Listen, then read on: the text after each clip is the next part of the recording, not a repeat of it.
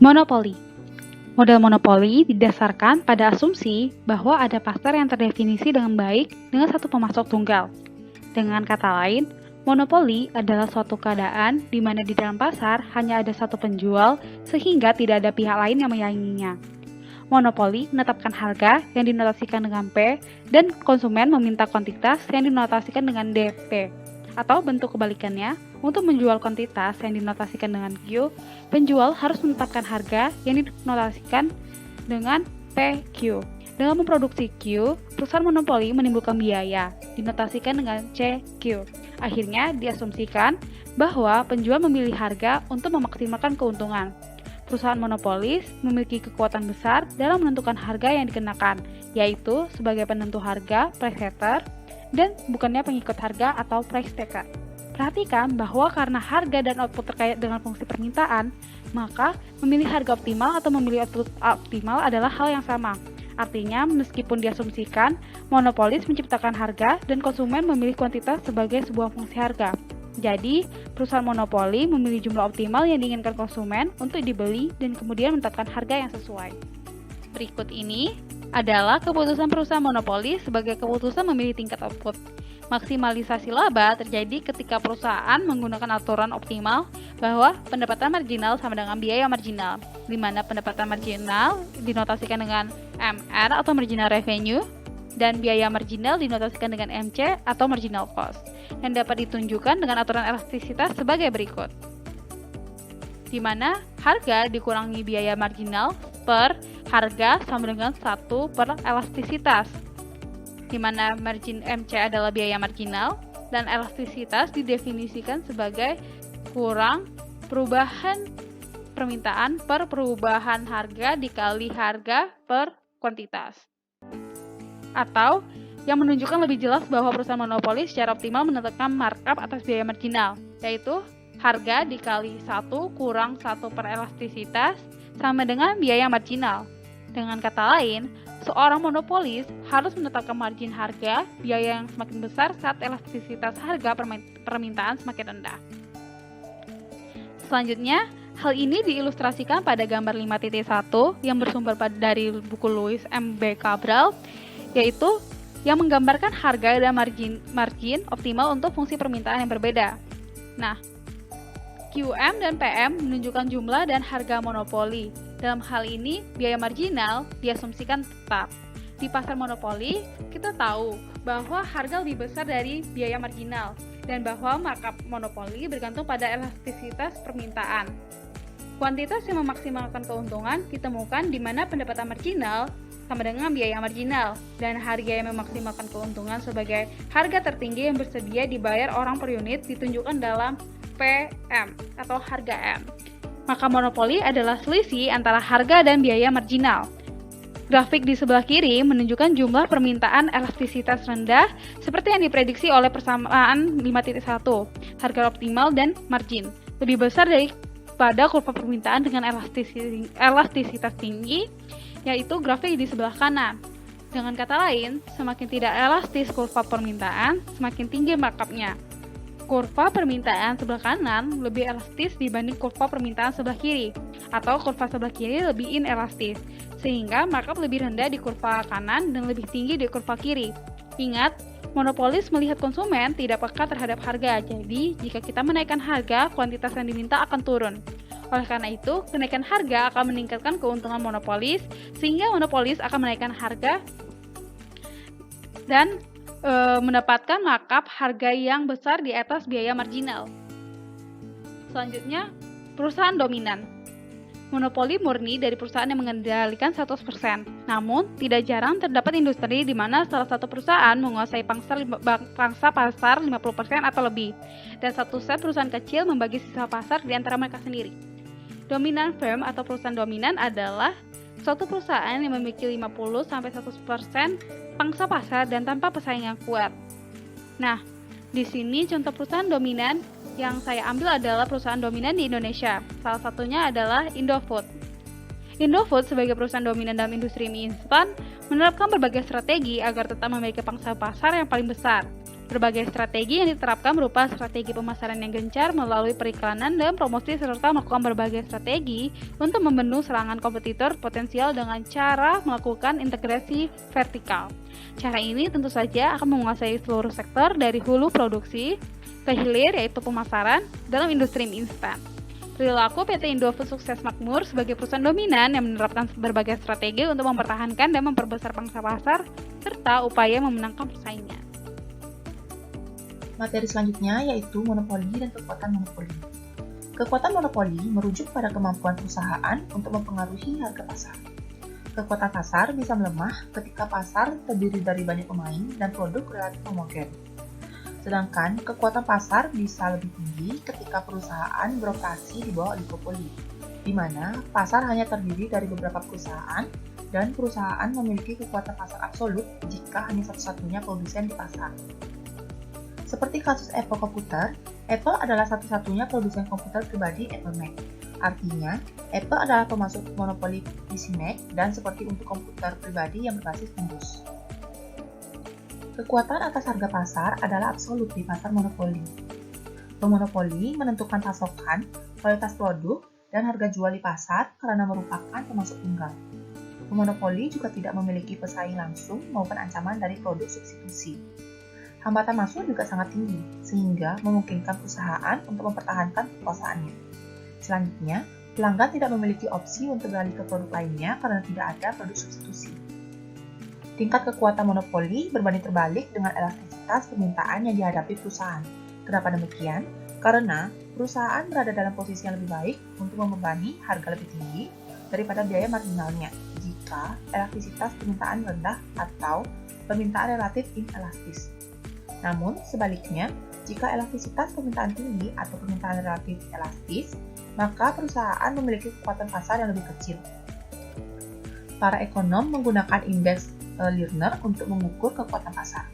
Indeks ini pada dasarnya mengukur kenaikan harga atas biaya marginal, yaitu harga dikurangi biaya marginal per harga sama dengan 1 per elastisitas.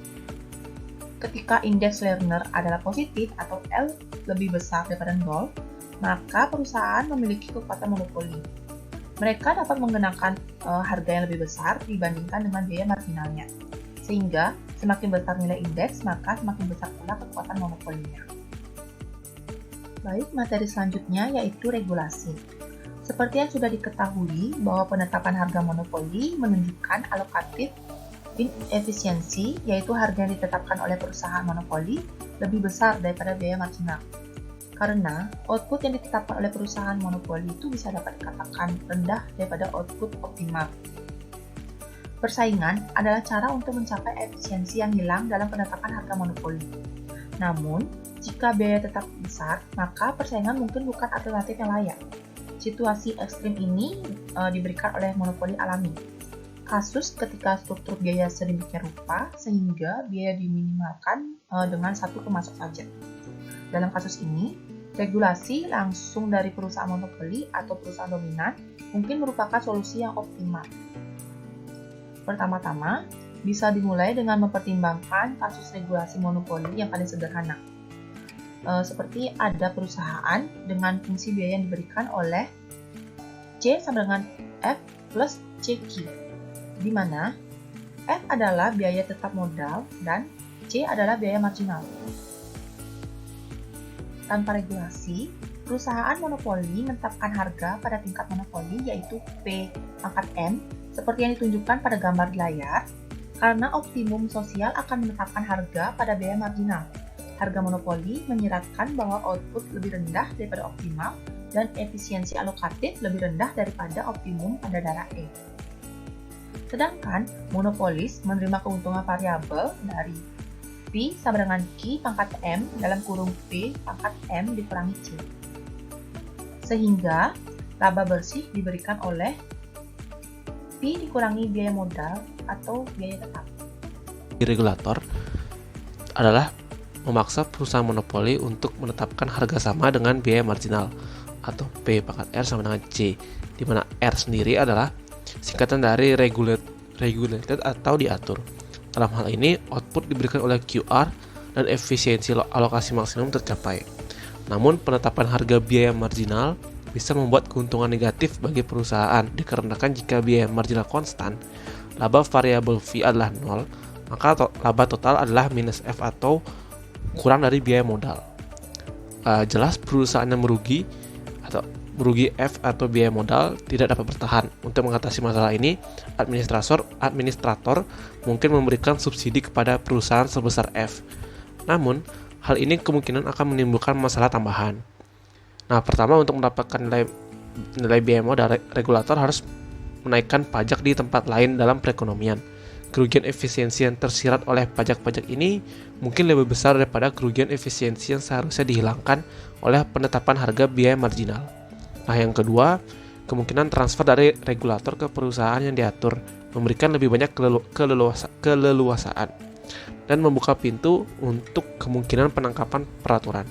Penangkapan peraturan sendiri itu adalah situasi di mana perusahaan menginvestasikan sumber daya untuk mempengaruhi keputusan regulator ke titik di mana mencerminkan tujuan memaksimalkan laba daripada memaksimalkan kesejahteraan. Nah, faktanya sendiri, bahkan jika regulator tidak benar-benar terpengaruh, penggunaan sumber daya yang mencoba melakukannya adalah pemborosan sosial. Nah, mengingat penetapan harga biaya marginal, alternatif yang menarik adalah penetapan harga biaya rata-rata.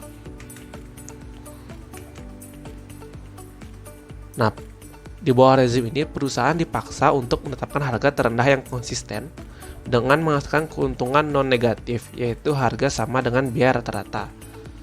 Nah, situasi ini digambarkan di mana PA sama dengan AC dalam kurung QA dan QA sama dengan D dalam kurung PA. Seperti yang terlihat di gambar di sebelah kanan layar. Nah, solusi ini berada di antara solusi penetapan harga biaya marginal dan perusahaan monopoli yang tidak diatur.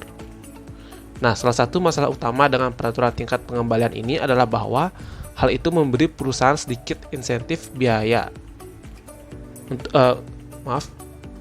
untuk pengurangan biaya. Faktanya, penurunan biaya menyiratkan bahwa harga yang diizinkan akan diturunkan, meninggalkan perusahaan dengan tingkat pengembalian yang sama. Nah, dalam praktiknya sendiri, ada kesenjangan antara waktu ketika perusahaan mengurangi biaya dan waktu ketika harga yang diatur baru mulai berlaku. Dan ini dapat memberi perusahaan beberapa keuntungan sementara, tetapi mekanisme tingkat pengembalian pada dasarnya tidak sempurna dalam hal insentif untuk pengurangan biaya. Sekian presentasi dari saya, akan dilanjutkan oleh teman saya.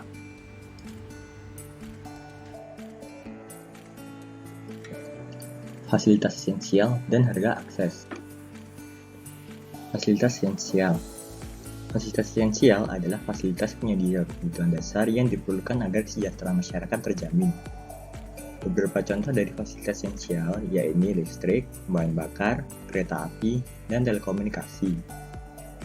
Fasilitas esensial sendiri berhubungan erat dengan monopoli alami, di mana monopoli alami sendiri adalah industri yang biaya untuk menghasilkan output total akan lebih murah jika hanya ada satu perusahaan yang menguasainya. Banyak industri telah dipertanyakan klasifikasinya sebagai monopoli alami. Sebagai contohnya yaitu listrik. Secara umum disepakati bahwa industri pengaliran listrik adalah monopoli alami. Gas, kereta api, dan telekomunikasi juga merupakan contoh industri di mana hanya ada satu bagian yang tunduk pada monopoli alami. Misalkan persaingan diperbolehkan di bagian industri di mana monopoli alami tidak menjadi masalah. Masalah yang biasanya muncul adalah bahwa bagian-bagian ini tidak dapat berdiri sendiri dari bagian yang merupakan monopoli alami. Sebagai contoh, pembangkit listrik membutuhkan jaringan distribusi untuk menjual tenaganya. Dan operator telekomunikasi jarak jauh perlu melakukan panggilan melalui jaringan lokal. Dalam kasus ini, bisa dikatakan bahwa perusahaan monopoli adalah hambatan hulu dan aset atau perusahaan monopoli adalah fasilitas esensial. Agar lebih jelas, kita ambil contoh kasus transportasi udara. Dalam kasus ini, bandara misalnya merupakan input penting untuk layanan transportasi ke kota tertentu. Meskipun mungkin ada banyak maskapai penerbangan yang bersaing, yang bisa disebut dengan perusahaan hilir, seringkali hanya ada satu bandara di setiap kota yang pemiliknya adalah perusahaan hulu. Regulasi fasilitas penting memiliki masalah yang sama dengan regulasi monopoli. Selain itu, seringkali pemilik fasilitas penting di hulu juga bersaing di hilir. Di situasi ini menimbulkan sejumlah masalah tambahan. Satu kekhawatiran yang mungkin adalah perusahaan hulu dapat menggunakan kekuatan monopolinya untuk memperluasnya ke hilir, sehingga menciptakan kekuatan monopoli di tingkat yang lebih rendah juga. Untuk suatu alasan, perusahaan hulu mungkin tidak dapat mengekstrak semua sewa monopoli dalam rantai nilai dari pesaing hilir. Dengan menutup pesaing hilirnya dari pasar, perusahaan hulu dapat memperoleh kembali keuntungan monopoli maksimumnya.